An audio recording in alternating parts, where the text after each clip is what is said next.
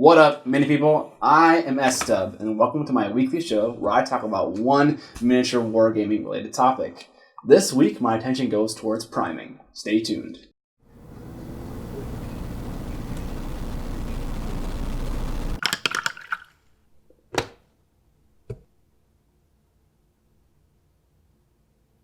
If you haven't noticed, there's an intentional trend in my videos. If you're just getting into miniatures, you need to start from the beginning. Assembly, which we covered last week. So go check out that video.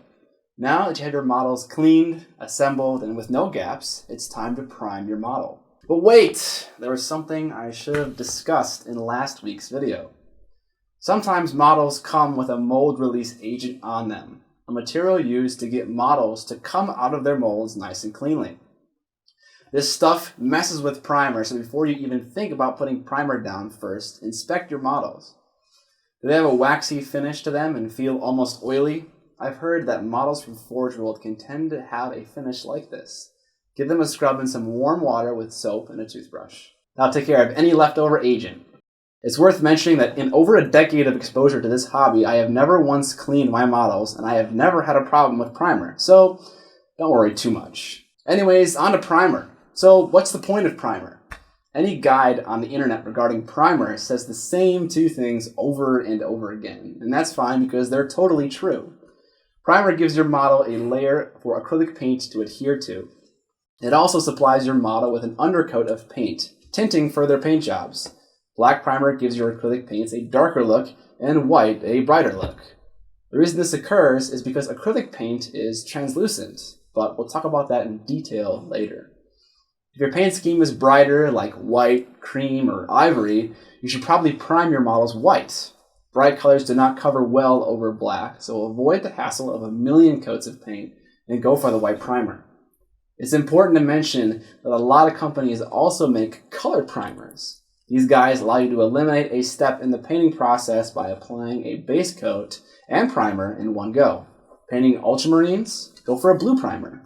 It'll save you loads of time. If you don't know what color to use, stick to black or gray. Gray is a nice neutral color that won't affect your paint too drastically, and black is nice because it can act as a shadow in the deepest recesses of your model, which will save you time when painting. One thing the internet doesn't totally agree on is what brand of primer to use for your models. They vary in color, delivery method, price, and capacity, and in this video, we'll showcase a variety of brands so you can make an informed decision when you buy primer for yourself. In this video, we'll be comparing Games Workshop's Chaos Black, Vallejo White and Black Surface Primer, Black Krylon Fusion, Tamiya Gray Primer, and Badger White and Gray Primer. They are, of course, tons of primers, but I have limited hobby funds. If you want to donate to the primer fund, I have set up a PayPal for that express purpose. Before we jump to the comparison, it's important to discuss a few things. Number one, aerosols have propellant in them, and this stuff is bad to inhale. You're spraying paint particles, and that's also bad to inhale. Prime outside, if at all possible. If you must prime indoors, there's paint-on primer that's available to you, void of all that nasty propellant. Number two, weather impacts aerosol dry times. In a drier and hotter climate, paint tends to dry quickly in midair. This may translate to holding your model closer to your spray, but be careful not to get too close, because you may apply primer too thickly and gunk up the detail on your model. The opposite is then also true. In colder, more humid climates, primer takes a very long time to dry. In fact, there are some days that you just shouldn't prime outdoors. Wait for a more weather-permitting day. Here in Minnesota, in the winters, I spray my models in the garage one at a time and bring them into the house to dry. I also keep a cup of hot water outside to keep my rattle can heated. If I feel like I'm losing pressure or my primer isn't coming out evenly, I dunk it in the water for a bit and shake it up real good to distribute the heat. We'll be exploring aerosol primers and airbrush primers. The airbrush is a somewhat new and scary tool, especially for beginners. If you're just getting started, stick to aerosols. In my opinion, you should not buy an airbrush for the sole purpose of priming your miniatures. Regardless, the technique in which you apply primer is the same for both deliveries.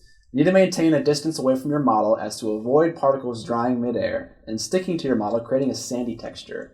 I recommend somewhere in the neighborhood of 10 inches or 25 centimeters. To reiterate, this distance changes slightly based on your climate. When applying primer, point your weapon of choice away from the model and begin spraying, and with a side-to-side motion, move your priming apparatus back and forth across the miniature. The reason we start pointing away from the model is to avoid initial high-velocity splatter. At the end of each stroke, let go of the trigger as to not waste it, and in an attempt to apply more thinly on the ends of your strokes. You can either set your mini on a surface, like the inside of a box, as to contain the primer, or hold it by a wooden handle. If you're handling the model directly, wear gloves. I like to hold it because I can rotate it and make sure I've primed the entire surface of the model. Also, be sure to apply thin, even coats to ensure proper coverage. Aim to build up multiple thin coats to ensure a smooth coat of primer. Once you covered your model in an even layer of primer, let it dry. Check your primer's directions to see how long the drying time is. It's usually a good idea to let it dry overnight, over 24 hours before doing anything else. After that coat, inspect your miniature. Are there any areas you missed? If so, follow the same technique and coat them. If not, you can be done. Let's take a look at how our various brands compare. Let's check out the black primers first, since there's the most going on here. Place your bets. Pick your favorites. So Cryolan Fusion, our number one item, is clearly the glossiest. Another thing I'll say is that the primer appears to sink into the recesses because the highest points in the model, you can see the gray of the plastic. I don't know if this is because of the weather in Minnesota, but none of the other primers had this problem. Cryolan also has a very fine fan spray that comes out. This is unideal for single miniatures, but ideal for large items like vehicles, as it can cover a lot of surface area in one sweep. All things to consider. Number 2, and the most expensive, Games Workshop's Chaos Black. I will say that I do enjoy the spray action of this aerosol the most, and the cone-like shape of the spray pattern. It's the second most glossy, and it appears to retain all of its detail. Third is Vallejo Paint-On or Airbrush Primer. More matte than the first two, but it seems to retain the same detail as Citadel. And finally Badger, which is the most matte, and with the same detail. All in all, if I'm priming anything in batches, I'm likely to go for the Citadel Primer. If I'm painting something more like a bust or a hero, I think I'd stick with the Badger. The Airbrush allows such a fine control of application, guaranteeing retained details. I also prefer a matte primer to a glossy one. I feel like paint adheres better to a matte surface. Next are our gray primers. Which is your favorite? Badger is slightly more glossy and way brighter, whereas Tamiya is more matte and darker. Both different options for different scenarios. I don't think one is better than the other. I was finding the white covering poorly requiring me to do way too many coats. I may look into a different white primer if I ever have to need one. If you wanted to go one step further with your undercoating, follow this next step. You can mark out highlights very easily with cans or an airbrush. Say you primed your model black or gray. In order to get a more realistic representation of how light would be cast on a model from above, we can spray a lighter tone from above, and this creates natural gradients around all the model's contours. You can adjust the angle at which you spray to increase the amount of highlight on your model. Now you might ask, what's the point of all the highlight fuss? Won't I just blow away any light information with my first base coat? That depends on a few things, but the short answer is yes and no.